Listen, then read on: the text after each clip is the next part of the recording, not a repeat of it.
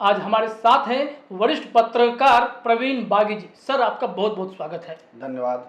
बिहार विधानसभा चुनाव की रणभेड़ियां बज चुकी हैं। चुनाव आयोग आने वाले कुछ दिनों में बड़ी घोषणा कर सकता है। फिर आपको अपडेट मिल जाएंगे कि कब किस चरण में बिहार में मतदान होने हैं। लेकिन इस बीच तमाम राजनीतिक दल अपनी रणनीतियां बनाने में जुटे हुए हैं। हर विरोधी एक दूसरे को घेरने की कोशिश कर रहा है, मुद्दे तलाशे जा रहे हैं जिससे कि विपक्ष को या विरोधियों को चित किया जा सके। इसी कड़ी में सत्ताधारी दल नेता प्रतिपक्ष तेजस्वी यादव को घेरने की कोशिश कर रहे हैं।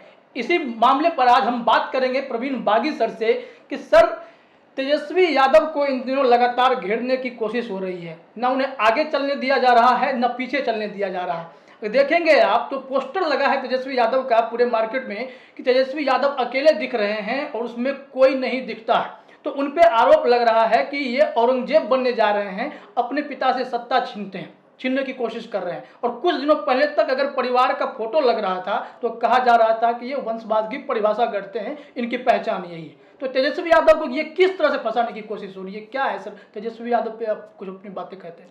देखिए, एक बहुत पुरानी कहावत है जी आगे कुआं पीछे खाई। जी। वही स्थिति आज तेजस्वी यादव के लिए हो गई है।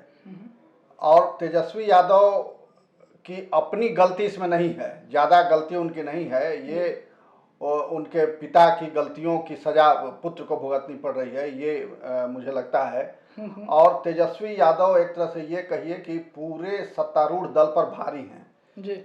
क्योंकि अगर सत्तारूढ़ दल के पास अपनी उपलब्धियां बयां करने के लिए मुद्दे होते जी। तो वो इस तरह से तेजस्वी यादव को नहीं घेरता, जी। मगर वो अपनी उपलब्धियां गिनाने के बजाय अपने कार्य जो किए हैं सरकार ने पिछले 5 साल में वो बताने के बजाय वो तेजस्वी यादव को मुद्दा बनाने की कोशिश कर रहा है। क्योंकि उसे ये लग रहा है, जो रूलिंग पार्टी है उसको ये लग रहा है कि अगर हम तेजस्वी यादव को घेरें तो हमारी कमियां छिप जाएंगी और तेजस्वी यादव के जो पिताजी ने जो गलती की उसको हम उजागर करके उसके नाम पर वोट ले लेंगे और तेजस्वी यादव को अलग थलग कर देंगे। मगर ये भूल है, सत्तारूढ़ दल की ये भूल है, ये सोच जो है उसमें बहुत दम नहीं है। क्योंकि जो उनका वोटर है, जो आरजेडी का वोटर है, वो जानता है कि लालू यादव कौन है, तेजस्वी यादव कौन है और तेज प्रताप यादव कौन है, राबड़ी देवी कौन है, पूरे परिवार को जानता है। और उस पार्टी में जो नेता हैं वो भी जानते हैं, उनके भूत भविष्य वर्तमान सब के बारे में जानकारी है और फिर भी वो उनके साथ है और अलग नहीं हो रहा है। तो अब कोशिश इनकी ये है कि कैसे उसकी एकता को खंडित किया जाए। जो वोटर उनके साथ जुड़ा हुआ है अभी भी, उसको कैसे उससे दूर किया जाए और अपने पाले में किया जाए। मगर वोटर अभी भी उनके साथ है और वो सब कुछ जानते हुए साथ है। तो ये उसकी प्रतिबद्धता है वोटरों की, तो ये टूटने वाला नहीं है। थोड़ा उसमें दरार जरूर पड़ सकता है, कुछ एक लोग इधर उधर जा सकते हैं, वो हर चुनाव में लोग जाते हैं। रूलिंग पार्टी से भी लोग उधर जा रहे हैं, उधर से भी इधर आ रहे हैं। ये जरूर है कि उधर से इधर आने वालों की संख्या ज़्यादा है, मगर उसका बहुत ज़्यादा असर नहीं पड़ेगा। आप देखिए, और एक बात ये हो रही है कि 15 साल बनाम 15 साल ये किया जा रहा है।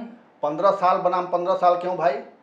ये चुनाव तो 5 साल के बाद हो रहा है और चुनाव का मतलब ये होता है कि जो रूलिंग पार्टी है, जो सरकार चला रही है, वो अपने कामों का हिसाब देती है जनता को। जिस मैनिफेस्टो के आधार पर उसने वोट लिया और 5 साल तक शासन किया, तो उस मैनिफेस्टो में उसने क्या क्या काम किए, क्या उसकी कमी रह गई और क्या उसने पूरा किया, ये जनता को हिसाब देना है।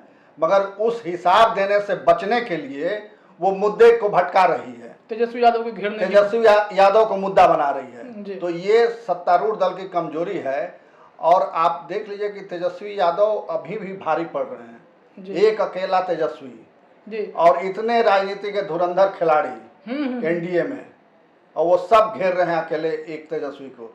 और ये कहा जाए कि एक तरह से दुर्भाग्य भी है कि जो आरजेडी के नेता हैं, बड़े सीनियर लीडर जो हैं, जो लालू के साथ काम कर चुके हैं, वो लोग ऐसे में खामोश हैं। तेजस्वी को उन लोगों ने अकेला छोड़ दिया है। तो एक नौजवान अकेला राजनीति के दिग्गजों से जूझ रहा है और अब जनता क्या फैसला करती है ये तो चुनाव के बाद पता चलेगा। इसमें एक चीज़ ये सवाल उठता है, आरोप लगता रहता है तेजस्वी यादव पर कि वो अपनी रणनीति जो है वो अकेले बनाते हैं। इसमें जो पुराने लोग थे, जो लालू यादव के करीबी लोग थे, उन लोगों को शामिल नहीं किए जाने के आरोप तेजस्वी यादव पे लगता है। और एकला चलो राह जो उन्होंने अपनाया है, अभी जो उनका पोस्टर आप देखेंगे तो कहीं कहीं ऐसा लगता है कि वो राजद की जो मूल पहचान है, जो उनको कोर वोटर्स हैं, उनको बदलने की कोशिश हो रही है। इस बात में कितना दम लगता है? क्योंकि पार्टी लाइन के खिलाफ आप देखेंगे जो पूरी भूमिका है, MY समीकरण के नाम से राजद को बेसिकली जाना जाता था, और बाकी जो वो कहते थे कि दलित वोटर को जिन्न कहा जाता था कि ये जिन्न वाला बूथ है, लेकिन तेजस्वी यादव ने पूरे समीकरण को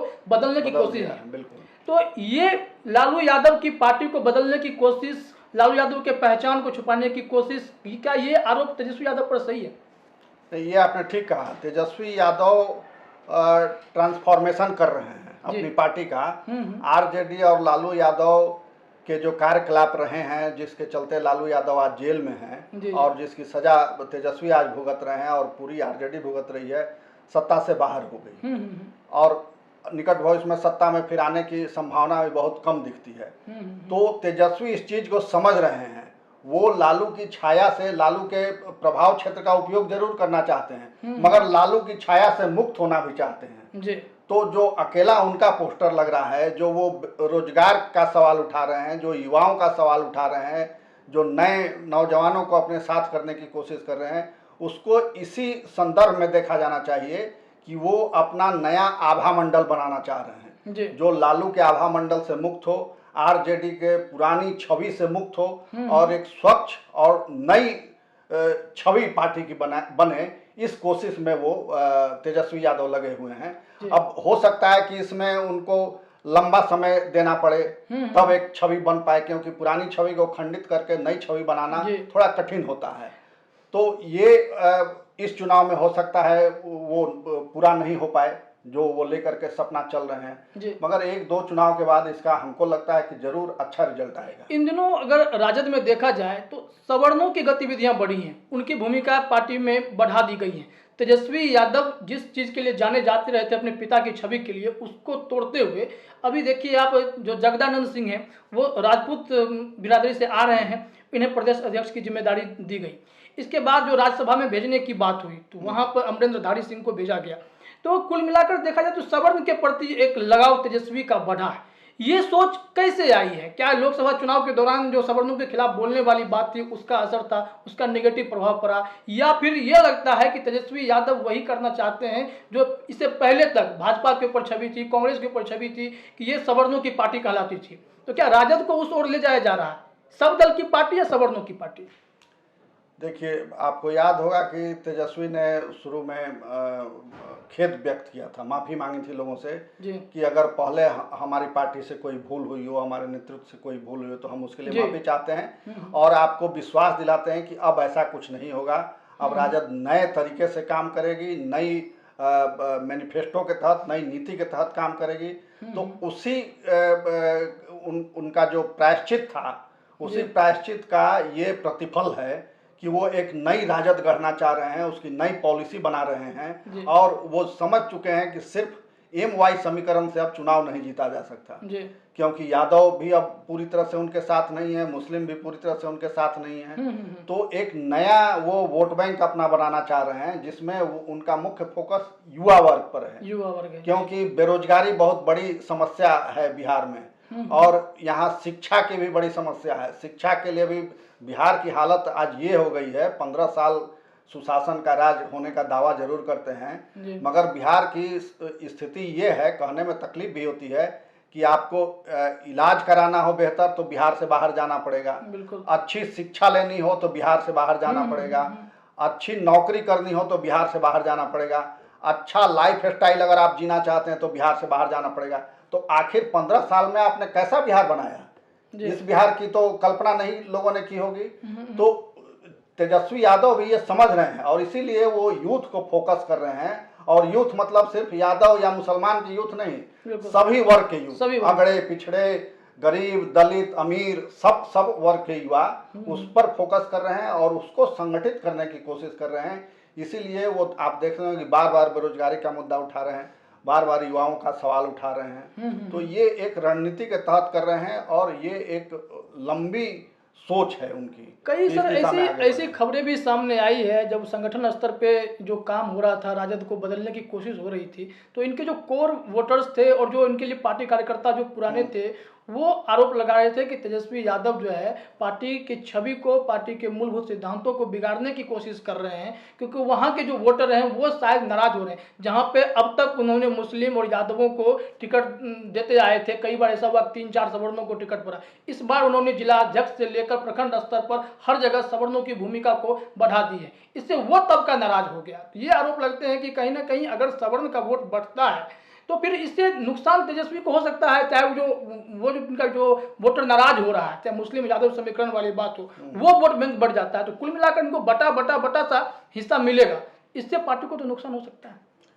नहीं, देखिए, अगर उनका MY समीकरण इंटैक्ट रहता तो लालू यादव नहीं हारते जी, मगर अपने समीकरण के बावजूद वो हार जी। गए। इसका मतलब कि उनका आधार वोट उनसे टूटा। हम्म, तो उसकी भरपाई कैसे होगी? या तो फिर उसी आधार वोट को आप एक साथ कीजिए, संगठित जी। कीजिए, या फिर एक दायरा को और बड़ा बनाइए। बड़ा बनाइए। तो तेजस्वी अपने दायरे को बड़ा बना रहे हैं और वो ये समझ रहे हैं कि जो 20 साल पहले, 25 साल पहले उनके पिताजी ने जो राजनीति की, वो राजनीति आज संभव नहीं है। तो वो सामाजिक न्याय के सिद्धांत को बहुत ज़्यादा नहीं समझ रही है। वो देख रहे हैं कि हमारा भविष्य कहाँ सुरक्षित है, हमको रोजी कौन देगा, हमारे लिए बेहतर शिक्षा की व्यवस्था कहाँ हो सकती है, बीमार पड़ने पर हमारे वृद्ध माता पिता का इलाज कैसे होगा, कहाँ होगा।